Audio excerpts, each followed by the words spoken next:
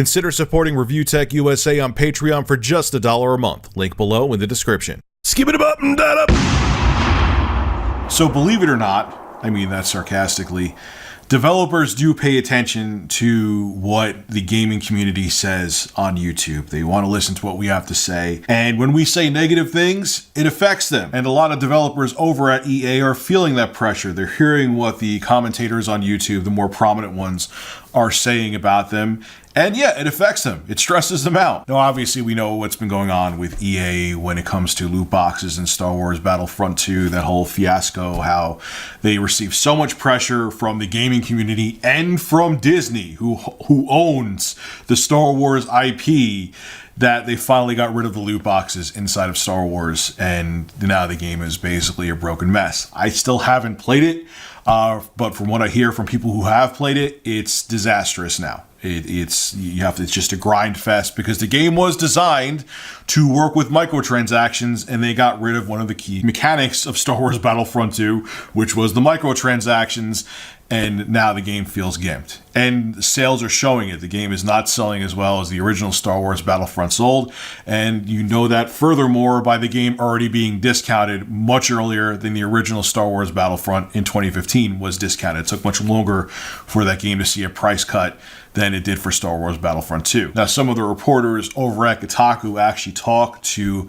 employees and developers over at EA, and this is what they had to say about the situation over there. Two people who have worked on Anthem both expressed anxiety to me about the ways some big YouTubers have spread misinformation and inflammatory rhetoric about EA, saying that it has a demoralizing effect on those people on the ground level. People close to BioWare, along with many other developers I've talked to in recent months, worry that commentary from some of YouTube's loudest voices has eliminated nuance and made companies like EA seem like Disney villains. And admittedly, they're right that there is a bunch of hot-headed YouTubers calling out EA. I would be one of them. I don't know if I'd be a prominent one, to be honest with you, but you know, I've called out EA on their bullshit many times.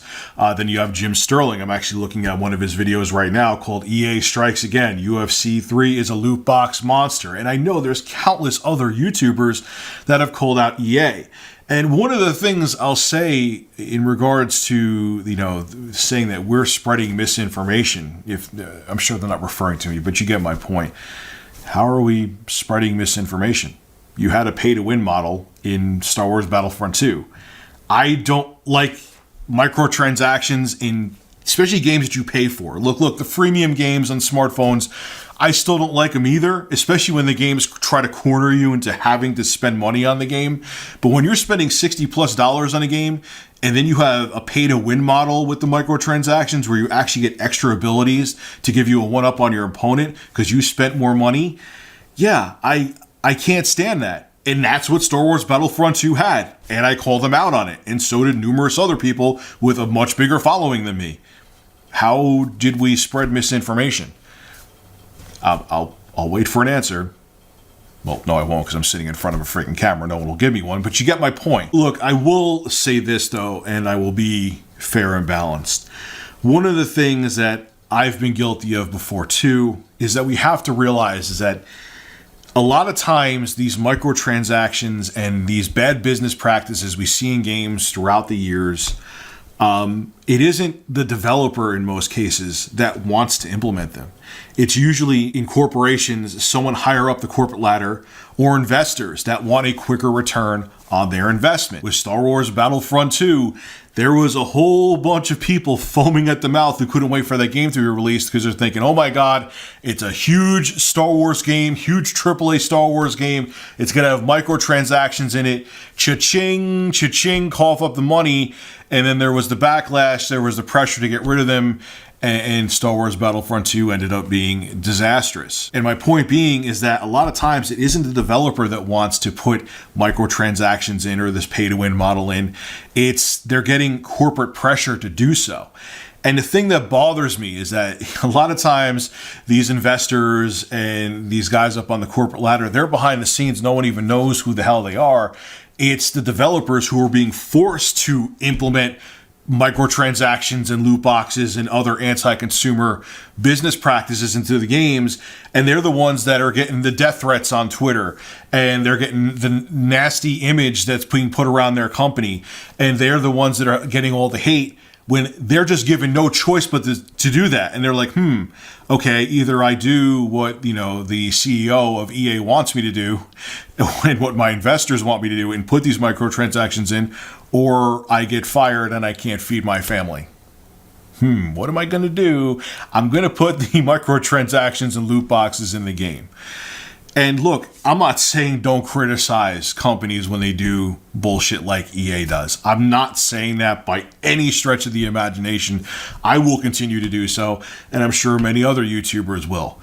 But know who to criticize. It's not always, and in most cases, I can't say not always, in most cases, the developer is being forced to put these anti-consumer features into place, whether it be microtransactions, pay to win, loot boxes, blah, blah, blah, blah, blah. They aren't being like, we should put this in our next game. They're being told to. So the developers of Anthem or UFC or Star Wars Battlefront 2, they're not the guys you want to go after. And I don't mean go after in any actual way. They're not the ones you want to criticize, okay?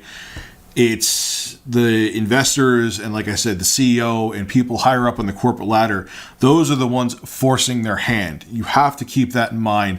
So know who to criticize first before you just instantly go and attack. I see it all the time, and I totally don't agree with it, where I'll see a developer say, I got 30 death threats today, or, I'm getting attacked from all angles. And again, guys, it's not them. They're just doing what they're told and what they have to do.